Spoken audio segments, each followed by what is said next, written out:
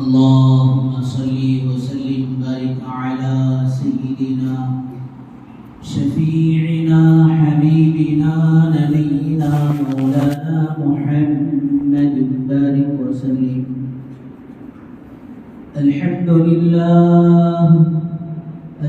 لله نحمده ونستعينه ونستغفره ونؤمن به ونتوكل عليه ونعوذ بالله من شرور أنفسنا ومن سيئات أعمالنا. من يهده الله فلا مضل له ومن يضلل فلا هادي له. ونشهد أن لا إله إلا الله وحده لا شريك له. ونشهد أن سيدنا وسندنا مولانا محمدا عبده ورسوله. أما بعد فأعوذ بالله من الشيطان الرجيم. بسم الله الرحمن الرحيم. وعلمك ما لم تكن تعلم وكان فضل الله عليك عظيما. وقال تعالى في مقام آخر: قل هل يستوي الأعمى والبصير ولا الظلمات ولا النور ولا الذل ولا الحرور إلى آخره الآية. وقال رسول الله صلى الله عليه وسلم: كلكم راع وكلكم مسؤول عن رعيته، أو كما قال عليه الصلاة والسلام. رب اشرح لي صدري ويسر لي أمري واحلل عقدة من لساني يفقهوا قولي. اللهم صل على سيدنا محمد وعلى آل سيدنا محمد بارك وسلم في كلام أولنا. اللهم صل على سيدنا محمد وعلى آل سيدنا محمد بارك وسلم في أوسط كلامنا. اللهم صل على سيدنا محمد وعلى آل سيدنا محمد بارك وسلم في آخر كلامنا. बुजुर्गान मोहतरम व मुअज़्ज़ज़ सामीन किराम, अल्लाह जल्ले जलालुहु अम्मा नवालुहु का एहसान करम फजल हुआ कि अल्लाह तबारक व तआला ने हम सबको अपने घर तक आने की तौफीक नसीब फरमाई और कुछ दीन की बातें कहने और सुनने की तौफीक और सआदत नसीब फरमाई। दरूद व सलाम नाज़िल हो आक़ाए मदनी ताजदार मदीना अहमद मुज्तबा मुहम्मद मुस्तफ़ा वजह कायनात मुहसिन इंसानियत काली कमली वाले आक़ा मुहम्मद अरबी सल्लल्लाहु अलैहि वसल्लम के ज़ात आली पर। बुजुर्गान मोहतरम, माशाअल्लाह गुज़िश्ता चंद जुम्मों से बच्चों की तालीम व तरबियत के उन्वान पर चंद बातें सामने आती रही हैं। दुआ फरमाएं अल्लाह तबारक व तआला हम सबको इल्म नाफ़िअ नसीब फरमाए और अल्लाह तबारक व तआला जो कुछ इल्म अता करे उस इल्म पर भरपूर अमल की तौफीक व सआदत नसीब फरमाए और जो इल्म जो दीन हम तक है, हमें मालूम है, उसे अपनी हस्ब इस्तिताअत अपनी ताकत के मुताबिक दूसरों तक पहुँचाने की सआदत भी नसीब फरमाए। बुजुर्गों दोस्तों, वाक़ियतन औलाद अल्लाह की नेमतों में से एक नेमत है। अल्लाह की नेमतें बंदों पर बेशुमार हैं। वह وَأَسْبَغَ عَلَيْكُمْ نِعَمَهُ ظَاهِرَةً وَبَاطِنَةً، اللہ پاک ظاہری نعمتوں سے بھی اپنے بندوں کو مالا مال کیا ہے، اور باطنی نعمتوں سے بھی اللہ تبارک و تعالیٰ نے مالا مال کیا ہے۔ نعمتیں اتنی ہیں کہ بندہ ان نعمتوں کا شکر ادا کر ہی نہیں سکتا، اللہ تعالیٰ کی نعمتوں کو گن نہیں سکتا، شمار نہیں کر سکتا۔ حضرت شیخ سعدی علیہ الرحمہ لکھتے ہیں کہ جو انسان ہر سیکنڈ سانسوں کے ساتھ کھیلتا ہے، یعنی ایک سانس باہر سے اندر جا رہی ہے اور پھر اندر سے باہر آ رہی ہے، باہر سے جو سانس ہمارے جسم میں جا رہی ہے، فرمایا وہ ہماری زندگی کو بڑھا رہی ہے، ہماری زندگی کو چلا رہی ہے۔ یہ سانس باہر سے اندر جائے اور پھر اندر کی سانس اندر ہی رہ جائے تو آدمی کو گھٹن محسوس ہوگی، آدمی کی زندگی خطرے میں پڑ جائے گی، یہاں تک کہ وہ موت کے منہ میں چلا جائے گا۔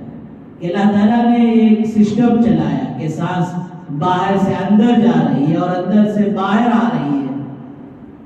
اہل اللہ نے، اہل دل حضرات نے، اللہ کے ولیوں نے اس بات کو پہچانا، اور پھر ماشاءاللہ بعض اہل اللہ کے ولی دنیا میں ایسے گزرے ہیں کہ اس نعمت پر شکر گزاری کے لیے ان کے پاس جو ذکر تھا اسے پاس انفاس کہتے ہیں، یعنی ہر سانس جو ہماری زندگی کے لیے ذریعہ بن رہی ہے، اس سانس کی شکر گزاری میں ماشاءاللہ وہ ہر سانس کے بدلے میں اللہ کا ذکر کرتے تھے، کہ کوئی سانس کے ساتھ اللہ کی تعریف کے بغیر، کوئی سانس اللہ کی تعریف کے بغیر نہ رہ جائے، اللہ کے شکر کے بغیر نہ رہ جائے، اللہ کی حمد و ثنا کے بغیر نہ رہ جائے۔ تو بزرگان محترم، یہ ساری اللہ کی طرف سے نعمتیں ہیں۔ وَأَسْبَغَ عَلَيْكُمْ نِعَمَهُ ظَاهِرَةً وَبَاطِنَةً، اللہ ظاہری نعمتوں سے بھی اپنے بندوں کو نوازا، اور پھر باطنی نعمتوں سے بھی اللہ تعالیٰ نے اپنے بندوں کو نوازا ہے۔ موضوع اپنی جگہ سے ہٹ جائے گا کہ اللہ تعالیٰ نے کیسی نعمتیں جی اللہ تعالیٰ نے ہمارے جسم کے اندر فٹ کر دی ہیں، اور پھر اگر وہ نعمتیں اپنا کام کرنا چھوڑ دے تو پھر یہ 6 فٹ کا 5 فٹ کا انسان ناکارہ اور بیکار رہ جاتا ہے، ڈیڈ باڈی بن کر رہ جاتا ہے۔ گردوں کو اللہ تعالیٰ نے ہمارے جسموں میں فٹ کیا، اور پھر اللہ تبارک و تعالیٰ نے اسے فلٹر کا کام دیا۔ اگر یہ گردہ اپنا کام چھوڑ دے تو فرمایا پھر انسان کی زندگی خطرے میں پڑ جائے۔ بہرحال یہ ساری نعمتوں میں یہ ایک نعمت اولاد کی نعمت ہے۔ ہمارے ایک ساتھی تھے، وہ ماشاءاللہ عمرے کے سفر پر آئے تو ماشاءاللہ انہوں نے اللہ سے اولاد کو مانگا کعبۃ اللہ کے سامنے، اور پھر چند سال گزرے، اللہ نے ماشاءاللہ نعمت اولاد کی نعمت سے مالا مال کیا، اور پھر دوبارہ عمرے کو جانے لگے۔ میں پوچھا بھائی آپ کا تو عمرہ ہو گیا پہلے، اب پھر جاری؟ اور پہلے جو گیا تھا وہ اولاد کو مانگنے کے لیے اللہ کے گھر پر گیا تھا، اب جو جا رہا ہوں اللہ نے جو اولاد کی نعمت دی ہے اس پر شکر گزاری کے لیے جا رہا ہوں، اس کا شکر ادا کرنے کے لیے جا رہا ہوں۔ ورنہ دوستو صحیح معنوں میں جن کا گھر اولاد کی نعمت سے خالی ہے اور جن کی گودیں اولاد کی نعمت سے خالی ہیں، ان سے پوچھ کر دیکھو کہ اولاد کتنی بڑی نعمت ہے۔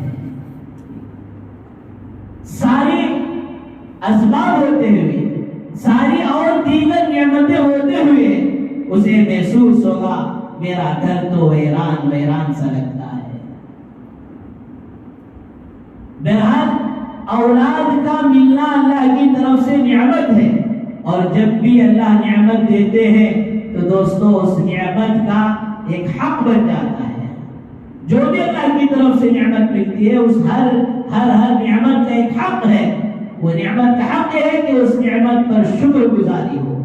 حضرات علماء نے فرمایا کہ اسی طرح اولاد کے ملنے پر حق یہ ہے کہ اس اولاد کو فرما بردار بنائے، دیندار بنائے، اس اولاد کی صحیح تعلیم و تربیت کی فکر کرے۔ حدیث مبارکہ میں سرکار مدینہ صلی اللہ علیہ وسلم نے ارشاد فرمایا کہ ایک باپ اپنے اولاد کو اس سے بہترین ہدیہ، اس سے بہترین گفٹ اور اس سے بہترین پراپرٹی اور اس سے بہترین بینک بیلنس دے ہی نہیں سکتا جتنا کہ وہ نعمت دے، کہ وہ نعمت کیا ہے کہ وہ اپنے اولاد کی صحیح تعلیم و تربیت کی فکر کر لے، اپنے اولاد کو بنانے اور سنوار لے۔ فرمایا یہ سب سے بڑی نعمت ہے۔ جب یہ نعمت ان کو دے دیں گے تو دوستو اس کے بدلے میں ماشاءاللہ دنیا کی نعمتیں بھی باقی رہیں گی۔ ورنہ یہ بات اچھی طرح سے یاد رکھیں، اگر ہم نے اپنی اولاد کو دیندار نہیں بنایا، اللہ کے حکام کا پابند نہیں بنایا، سرکار دو عالم صلی اللہ علیہ وسلم کا متبع اور پھر آپ کا اتباع کرنے والا، آپ کی سنتوں پر چلنے والا نہیں بنایا، اس کے دل میں موت کا اور پھر قبر کا، آخرت کا، حشر کا، جنت کا اور جہنم کا فرمایا دوستو یقین نہیں بٹھایا تو خدا کی قسم ہرگز اس اولاد سے تمہارے بڑھاپے کو پہنچنے کے بعد یہ وہ آپ کا فرما بردار بنے گا، اس کی کوئی گارنٹی نہیں ہے۔ سرک مولانا نے فرمایا، ایک نوجوان آیا نبوی صاحب کے پاس، حضرت دعا کر دو حضرت ہمارے باپ کے واسطے۔ کیا بھی دعا کرنا، یا تو ادھر کا فیصلہ ہو جاتا ہے یا تو ادھر کا فیصلہ ہو جاتا ہے۔ ماٹھی ملے کی نیت میں ادھر کا چراغا ہے، کھانسی کو دیکھ کو، بیماری کو دیکھ کو بس ہو گیا حضرت، اب دعا کرنا لو اللہ اٹھا لے، اللہ حفاظت فرمائے۔ اس باپ جو باپ جنت کا بہترین دروازہ فرمایا گیا، جس باپ کے بارے میں جنت کا بیچ کا دروازہ فرمایا گیا، جس ماں کے قدموں کے نیچے جنت فرمایا گیا، حضرت امام شافعی رحمۃ اللہ علیہ ماں کے پیر دبا رہے ہیں، ماں سوئی ہوئی ہے، ماں کے پیر دبا رہے ہیں، دباتے اپنی زبان سے ماں کے تلووں کو چاٹنے لگے۔ اٹھ کر بیٹھی ماں اور فرمایا امام وقت آپ کا مقام و مرتبہ تو بہت بڑا ہے، اب یہ کیا کر رہے ہیں؟ کہا امی میں تو اپنی جنت کو چاٹنا۔ کب دوستو؟ جب ان کی تعلیم و تربیت بچپن میں ہو جائے گی تو پھر فرمایا کہ ماں کا اور باپ کا مقام مرتبہ بھی ہوگا، ان کی خدمت بھی کریں گے۔ اگر اللہ نہ کرے ایسا اگر ہم نے بچپن سے ان کے بنانے کی فکر نہیں کی تو دوستو بڑھاپے میں بجائے وہ بڑھاپے کی لاٹھی بننے کے بجائے فرمایا کہ جو ہے دنیا ہی میں عذاب کا ذریعہ بن جائیں گے۔ کتنے واقعات ہیں کہ بڑے دکھ کے ساتھ، بڑے درد کے ساتھ والدین بتاتے ہیں، اور پھر ان اولاد سے ماں باپ روتے ہوئے بیٹا اچھا کھانا نہیں مانگتا، میں پیشنٹ ہوں، میرے مزاج کے مطابق کھانا نہیں مانگتا، بیٹے میرے ماترے کے لیے، میرے ٹیبلٹ کے لیے مجھے پیسے دے دے۔ ماں باپ رو کر بچوں سے بھیک مانگ رہے ہیں۔ تو بزرگوں دوستو بھائیوں فرمایا کہ اللہ نے یہ اولاد کی نعمت دی ہے، اس اولاد کی تعلیم و تربیت کی فکر کریں۔ اور پھر اللہ تبارک و تعالیٰ نے دعا سکھلائی ہے 19ویں پارے میں سورہ فرقان کے آخر آیتوں میں اللہ تعالیٰ نے دعا سکھلائی ہے کہ اولاد کو اپنے لیے اللہ سے دعا کرو کہ وہ اپنے لیے آنکھوں کی ٹھنڈک بن جائے۔ فرمایا ربنا هب لنا من ازواجنا وذرياتنا قرة اعین۔ یہ دعا ہر مسلمان کو مانگنا چاہیے۔ شوہر ہے تو دعا یہ کرے اللہ میری بیوی، میرے بچے میرے لیے آنکھوں کی ٹھنڈک بن جائے۔ اور بیوی ہے تو اس کا دعا کا مطلب یہ ہوگا اللہ میرے شوہر، میرے سرتاج اور میری اولادیں میرے لیے آنکھوں کی ٹھنڈک بن جائے۔ حسن بصری رحمت اللہ علیہ سے کسی نے پوچھا حضرت یا قرۃ اعین، ماشاءاللہ بہت سے لوگ اپنی بچوں کا نام رکھتے ہیں، کیا نام؟ قرۃ اعین، کیا مطلب؟ آنکھوں کی ٹھنڈک بنے۔ حسن بصری رحمۃ اللہ علیہ سے پوچھا کہ حضرت اس کا مطلب کیا ہے؟ حسن بصری کوئی معمولی آدمی نہیں ہے، بڑے تابعی ہیں۔ ام سلمہ رضی اللہ عنہا جو حضور اکرم صلی اللہ علیہ وسلم کے ازواج مطہرات میں سے ہیں، ان کی ماں اس گھر کی خادمہ تھی۔ جب یہ پیدا ہوئے تو حضرت عمر رضی اللہ عنہ نے ان کی تحنیک فرمائی ہے۔ تحنیک بولے تو گھٹی ڈالنا، مستحبات میں سے ہے کہ جب اولاد اللہ دے دے تو کسی اپنے گھرانے کے بزرگ سے، نیک آدمی سے، یا پھر کوئی آپ کے محلے میں اللہ والے ہیں، امام ہیں، ان سے جو ہے بچوں کو گھٹی دلانا، شہد چکانا، اور پھر سر پر کھجور، کچا کھجور آہستہ سے ملنا، اسے کہتے ہیں تحریک۔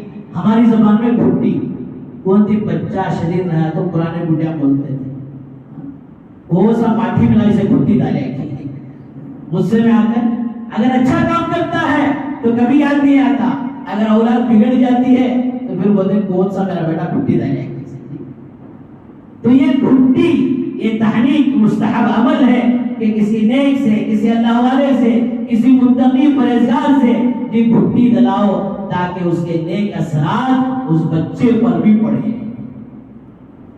تو حضرت حسن بصری کون ہے کہ فرمایا عمر رضی اللہ عنہ نے ان کی تحنیک فرمائی تھی، ان کو گھٹی ڈالی تھی، اور پھر ان کی والدہ جب بازار کو جاتی تو جب حضرت حسن بصری روتے تو ام سلمہ رضی اللہ عنہ حضرت حسن بصری کو اٹھا کر اپنے سینے سے لگاتے، تسلی دینے کے لیے۔ فرمایا جس کو بچپن میں ازواج مطہرات میں سے حضرت ام سلمہ رضی اللہ عنہ کا سینہ نصیب ہو، اس کے علم کا کیا کہنا۔ حضرت حسن بصری فرماتے کہ فرمایا قرۃ عین کا مطلب یہ ہے کہ اپنی اولاد کی ایسی تعلیم اور ایسی تربیت کی فکر کریں کہ وہ اولاد ہمارے آنکھوں کے سامنے دیندار بنتے ہوئے نظر آ جائے، ہماری آنکھوں کے سامنے ہماری اولاد نمازوں کا اہتمام کرنے والی، ہمارے آنکھوں کے سامنے ہماری اولاد متقی و پرہیزگار بن جائے، ہمارے آنکھوں کے سامنے ہماری اولاد کامل دین پر چلنے والے بن جائے۔ فرمایا یہ قرۃ اعین، آنکھوں کی ٹھنڈک ہے۔ تو میرا بزرگوں دوستو، بچوں کی صحیح تعلیم و تربیت کی فکر یہ ماں باپ کے ذمے ہے۔ ایک ذمہ داری وہ ہے کہ ان کے فیوچر کے بارے میں، ان کی تعلیم کے بارے میں، یہ دنیاوی تعلیم کے اعتبار سے ابھی ایس ایل سی کا رزلٹ آیا تو رپورٹ آئی کہ بہت سارے وہ اسٹوڈنٹ جو ایس ایل سی کیے ہیں کامرس کی طرف، سائنس کی طرف بڑی تعداد میں جا رہے ہیں۔ فرمایا یہ دنیاوی اعتبار سے ان کو نوشونما کی، اور پھر ان کی فرمایا کہ غذا کے اعتبار سے، اور پھر کپڑوں کے اعتبار سے، رہائش کے اعتبار سے، جس طرح کہتے ہیں آج کے مسلمان کا نعرہ کیا کہتے ہو، روٹی کپڑا مکان بیوی بچے دکان، کوپے ڈوبو مر کو چلے جو، اللہ حفاظت فرمائے۔ روٹی کپڑا مکان بیوی بچے دکان، یہ تو ضروریات وہ ہیں جسے غیر بھی پورا کرتا ہے، بلکہ غیر اور اچھی طریقے سے کرتا ہے۔ اور آگے اگر دیکھا جائے تو دوستو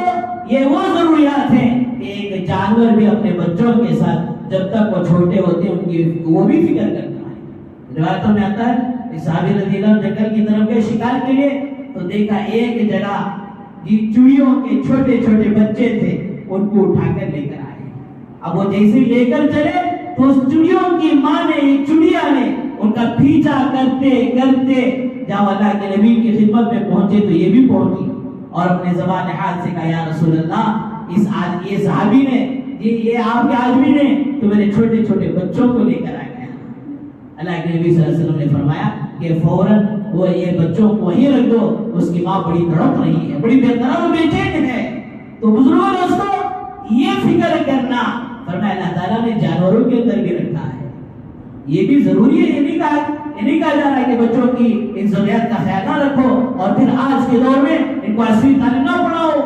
بہترین ڈاکٹر بناؤ، بہترین IPS بناؤ، بہترین پولیس والا بناؤ، بہترین لا پڑھاؤ. اس لیے کہ دوستو آج وقت کی بہت ہی اہم اور ضرورت کی چیز ہے. میں بارہا کہا ہوں، امام غزالی رحمۃ اللہ علیہ نے لکھا ہے کہ جو باطل قومیں دیگر اقوام، دیگر مذہب والے مسلمانوں پر اس علوم کے ذریعے سے غالب آ جاتے ہوں، فرمایا اس وقت اب مسلمانوں کا ان علوم کا حاصل کرنا واجب ہو جاتا ہے. استثار الٹا بولوں سے سمجھ لو کہ آج چھوٹی سے چھوٹی فرمایا عہدے سے لے کر بڑے سے بڑے عہدے تک وہ پورے ایجوکیشن پر ان کی 70 سال ایسی محنت ہو گئی کہ پوری طرح سے چھا گئے.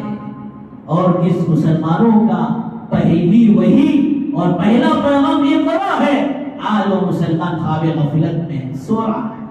تو بہترین دوستوں ان کو دنیا کے عہدے پر پہنچاؤ، لیکن ضروری ہے کہ اس سے پہلے ان کو سچا اور پکا مسلمان بنا.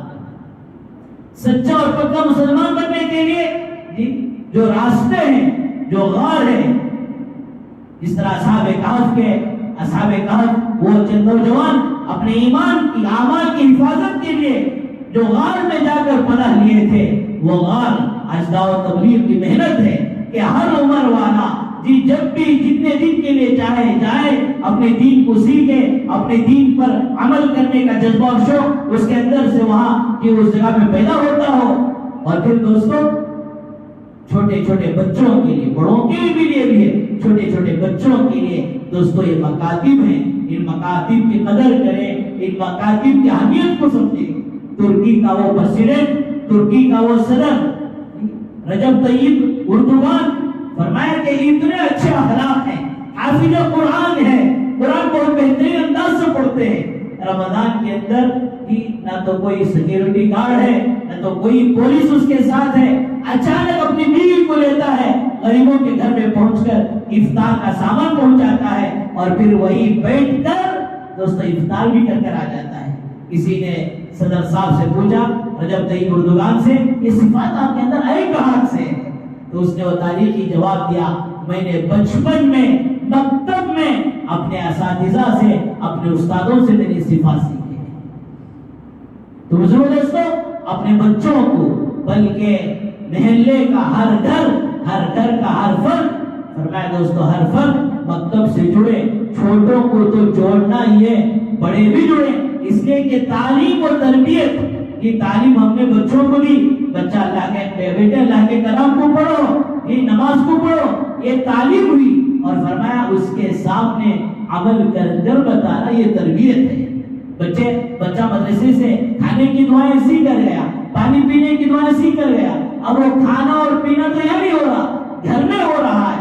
تو دوستو وہاں ماں باپ کی ذمہ داری بنتی ہے کہ بچہ کہ جس طرح علم سیکھ کر آ رہا ہے کہ ہمارا تعاون ہو، ہم اسے پوچھیں. تو فرمایا کہ وہ تربیت کا نظام گھر میں بنے گا. اس لیے حدیث میں آتا ہے کہ نفیل کو اور سنتوں کو جہاں تک ہو سکے گھروں میں پڑھو. کیوں؟ اس لیے کہ فرمایا گھروں میں نماز کا اہتمام کرنے سے گھر کے خیر میں اضافہ ہوگا. اور دوسری بات یہ ہے کہ ہمارے اس عمل کو دیکھ کر بچے بھی انشاءاللہ نماز کے عادی بنیں گے. بعض دفعہ ہماری نماز اللہ کے قبول ہو رہی نہیں ہو رہی، لیکن وہ معصوم بچے جب ہمارے ساتھ نماز پڑھیں گے تو دوستو فرمایا اب ان معصوموں کی برکت سے اللہ پاک ہماری نماز کو بھی ان کے صدقے میں قبول کر لیں گے. اور خصوصاً فجر کی سنت جہاں تک ہو سکے کوشش کر گھر میں پڑھو. اس لیے کہ فرمایا گھر کے خیر میں جہاں اضافہ ہوگا وہاں اللہ تعالیٰ میاں بیوی کے درمیان لڑائی جھگڑے سے حفاظت کریں گے. تو بہرحال بزرگوں دوستوں بھائیوں، بچوں کی تعلیم و تربیت یہ ہمارے ذمہ ہے. فرمایا کہ ان کے کھانے پینے کا، ان کے رہائش کا، یا ان کے فیوچر کا انتظام کرتے ہیں، اس سے کہیں زیادہ فرمایا ان کے دین کی، ان کی آخرت کی فکر کرنا یہ ماں باپ کی پہلی ذمہ داری ہے. اور اس کے لیے ماشاءاللہ یہ علم کا راستہ ہے کہ بچوں کو بچپن سے علم کی طرف متوجہ کریں. اور پھر علم کے بڑے فضائل ہیں. یہاں تک کہ حدیث میں آتا ہے، اچھا اس سے پہلے ایک حدیث سناؤں، کلکم رائی و کلکم مسعول عن رعیتی، سرکار مدینہ صلی اللہ علیہ وسلم نے ارشاد فرمایا ہر کوئی ذمہ دار ہے اور اس ذمہ دار کے بارے میں، اپنے ماتحتوں کے بارے میں اس سے سوال کیا جائے گا کہ تو نے ایک باپ ہوتے ہوئے اپنے بچوں کے بارے میں کیا فکر کی، اور ایک تو شوہر ہوتے ہوئے اپنی بیوی کی کیا فکر کی، فرمایا کہ قیامت کے دن سوال کیا ہے۔ اور دوسری حدیث، من کان فی طلب العلم کانت الجنت فی طلبی، بچے بے غور سے اس فضیلت کو، اس حدیث کو سنیں کہ فرمایا جو علم کے طلب میں لگ جاتا ہے، نماز کے ذریعے سے اللہ کی رضا اور پھر جنت ملے گی، روزے کے ذریعے سے اللہ کی رضا مقصود ہے، اور ساتھ ہی ساتھ باب الریان کا وی اے پی جنت کا ملے گا۔ فرمایا اسی طرح زکات سے، حج سے، ہر عمل سے جنت ہے۔ لیکن دوستو علم کی اتنی بڑی فضیلت ہے کہ ہر کوئی عبادت کر کر، عمل کر کر جنت کی طلب میں ہے، لیکن اہل علم کے طلب میں خود جنت لگی ہے۔ من کان فی طلب العلم، جو علم کے طلب میں لگ جاتا ہے، کانت الجنت فی طلبی، کہ جنت اس کے طلب میں لگ جاتی ہے۔ علماء نے لکھا ہے ایک آدمی شرابی کبابی تھا، لیکن اسے شوق تھا، جذبہ تھا، میں تو دین پر چل نہیں سکا، اللہ مجھے اولاد دے تو دین پر چلاؤں۔ بیوی حاملہ تھی، اس کی طبیعت بگڑی، یہ قریب تھا کہ انتقال ہو جائے، یہ اپنی بیوی کو وصیت کیا کہ اگر اللہ مجھے بیٹا دے تو اسے حافظ عالم بنانا۔ انتقال ہو گیا، یہ بچہ چھوٹا تھا، یہ 4-5 سال کا، یہ اب لے جا کر استاد کے سامنے اسے بٹھا رہے اور استاد اسے بسم اللہ الرحمن الرحیم پڑھا رہے۔ وہ کبھی اللہ پر جا کر اٹکتا ہے، کبھی رحمان پر جا کر اٹکتا ہے، کبھی رحیم پر جا کر اٹکتا ہے۔ فرمایا بار بار اٹک رہا اور بار بار استاد اسے ریپیٹ کرا رہے، بار بار رحمان اور رحیم کہہ رہا ہے۔ اس کی زندگی یہ گناہوں پر لگی ہوئی تھی، شرابی و کبابی تھا۔ فرمایا عذاب قبر چل رہا ہے اور اللہ تعالیٰ یہ فرشتوں سے کہتے ہیں اس کا چھوٹا سا معصوم بچہ اپنی توتلی زبان سے مجھے رحمان رحیم، رحم کرنے والا کہہ رہا ہے، اور پھر میں اس کے باپ کو عذاب دوں، مجھے شرم آ رہی ہے۔ فرشتوں اس کے بچے کے رحمان و رحیم کہنے سے اس کے عذاب کو روک دو۔ دمشق کے اندر ایک عورت قبرستان آتی ہے اور آ کر کہتی ہے قبر کھودنے والے سے کہ میرے بچے کا انتقال ہوا، قبر کھودتے ہیں۔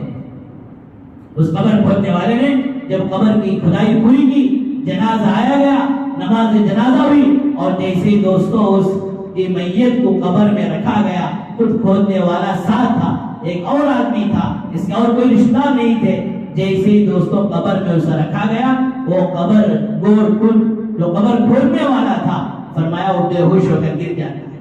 اسے اٹھا کر اوپر لاتے ہیں اور پھر ہوش آنے پر پوچھتے کیا دیکھا؟ نہیں، جو دیکھا وہ سو دیکھا، آپ کو بتانے کی ضرورت نہیں۔ پھر اسی دن شام میں وہی عورت آ کر کہتی ہے کہ میرا اور ایک بچے کا انتقال ہوا ہے، اس کے لیے قبر کھودو۔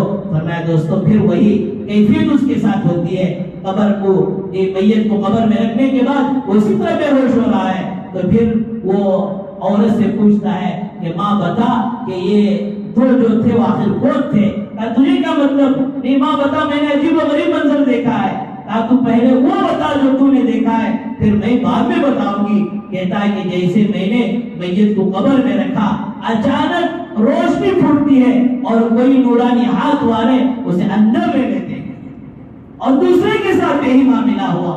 تو عورت کہتی ہے یہ دونوں میرے بچے تھے، پہلا بچہ چھوٹا بچہ تھا اور دوسرا بڑا بچہ تھا۔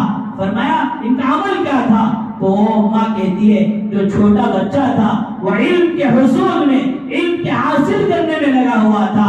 اس کے حدیث میں آتا ہے جو علم حاصل کرنے کے لیے راستہ اختیار کر لیتا ہے، اللہ پاک اس کے لیے جنت کا راستہ آسان کر دیتا ہے۔ پھر دوبارہ بچہ، فرمایا وہ کماتا تھا اور اس اپنے چھوٹے بھائی کے لیے جو اس کے مدرسے کے اخراجات تھے، جو فیس تھی اور جو ضروریات زندگی تھی، اس پر خرچ کیا کرتا تھا۔ فرمایا دوستو یہ علم حاصل کرنے کی وجہ سے قبر میں اکرام و اعزاز کا معاملہ ہو رہا ہے، اور دوسرے کو اس پر خرچ کرنے کی وجہ سے اس کے ساتھ اکرام و اعزاز کا معاملہ ہو رہا ہے۔ بہرحال بزرگ دوستو، اپنے بچوں کی اور بالخصوص اس بے حیائی کے، فحاشی کے، عریانیت کے دور میں اپنے بچوں کی حفاظت کرنا، اپنے بچوں کو تعلیم و تربیت سے دوستو نوازنا، یہ وقت کی بہت ہی اہم اور ضروری چیز ہے۔ اور ہر ماں باپ اپنے اولاد کے تعلق سے فرمایا کل قیامت کے دن فرمایا پوچھے جائیں گے، اگر ان کی ہم نے تعلیم و تربیت کی فکر کری، یہ بچے دنیا میں آنکھوں کی ٹھنڈک بنیں گے اور آخرت میں مغفرت کا سامان بنیں گے۔ تو یہ اللہ کے راستے میں ان کو بھیجا جائے اور پھر مکاتب کے اندر، مدارس کے اندر ان کو پڑھا کر ان کی تعلیم کی، اخلاق کی فکر کی جائے۔ اور پھر حضرات علماء نے لکھا ہے ساتھ ساتھ اپنے بچوں کے ساتھ گھر میں دن بھر ادھر ادھر بھٹکتے رہے، کاروبار کی وجہ سے چلے گئے، لیکن رات میں کچھ وقت نکال کر میرے بزرگوں ان کے ساتھ گزارے۔ حیات الصحابہ، حضرات صحابہ کرام رضی اللہ عنہ اجمعین کی لائف اور ان کی زندگی اردو میں ہے، عربی میں ہے، انگریزی میں ہے۔ ایک دو صحابہ کے واقعات پڑھا کر فرمایا واقعات پڑھ کر ان بچوں کو سنائیں، اپنے بڑوں کے واقعات سنائیں اور اپنی محنت کے واقعات سنائیں، اور پھر اپنے خاندان کے بڑے بڑے بزرگوں نے کس طرح انہوں نے دین پر جمع اور فخر و فاقہ ہونے کے باوجود، مصیبتیں ہونے کے باوجود وہ کیسے دین پر چلتے تھے، یہ سنا۔ اور چوتھی بات حضرات علماء نے ان بچوں کی تعلیم و تربیت کے تعلق سے فرمایا کہ اللہ والوں کے پاس بچوں کو لے جایا کریں، دنیا والوں کے پاس لے جانے کی ضرورت نہیں، وہ دجالی فتنہ جو ہے اس میں سب کچھ آ گیا، فرمایا اللہ والوں کی خدمت میں لے کر جائیں اور ان سے دعائیں کرائیں۔ حضرات صحابہ کا مزاج تھا کہ اپنے بچوں کو سرکار دو عالم صلی اللہ علیہ وسلم کی خدمت میں، بخاری کی روایت ہے، لے کر جاتے اور آپ سے دعا کراتے۔ ام سلیم رضی اللہ عنہ اپنے بچے کو لے جاتی ہے اور کہتے ہیں یا رسول اللہ اسے بیعت کر لیں۔ اللہ کے نبی فرماتے ہیں چھوٹے سے بچے سے کیا بیعت کرو، یا رسول آپ اس کے حق میں دعا کریں۔ آپ نے دوستو اس کے حق میں اس کی تجارت میں برکت کی دعا دی۔ حضرت عبداللہ بن عمر کہتے ہیں کہ جب بھی میں اس کے دکان کے سامنے سے گزرتا تو کہتا کہ بھائی اپنی تجارت میں مجھے بھی پارٹنر بنا لے، اس لیے کہ اللہ کے نبی صلی اللہ علیہ وسلم کی دعا تجھے لگی ہوئی۔ ایک صحابی اپنی چھوٹی بچی کو لے کر گئی اللہ کے نبی صلی اللہ علیہ وسلم کے پاس، جو کپڑے وغیرہ آتے تھے ہدیہ، ایک بچی اس بچی کو دیا اور فرمایا اپنی آخر پہنتے رہا کر اور پرانا کرتے رہا۔ فرمایا آپ کا یہ معجزہ تھا، وہ بچی جیسے جیسے جی بڑھتی گئی وہ کپڑا بھی بڑھتا گیا اور ساری زندگی اس کپڑے کو استعمال کرتے رہے۔ بہرحال بزرگوں دوستوں فرمایا کہ جو یہ 4 مراحل ہیں اپنے بچوں کی تعلیم و تربیت کے تعلق سے، اللہ تعالیٰ سے دعا فرمائیں اللہ تعالیٰ ہم سب کو اپنے بچوں کی صحیح معنوں میں تعلیم و تربیت کی فکر کرنے کی توفیق و سعادت نصیب فرمائیں۔ اللہ پاک ہماری اولادوں کو ہمارے لیے دنیا میں آنکھوں کی ٹھنڈک بنائے اور آخرت میں مغفرت کا ذریعہ اور سامان بنائے۔ وآخر دعوانا الحمدللہ رب العالمین۔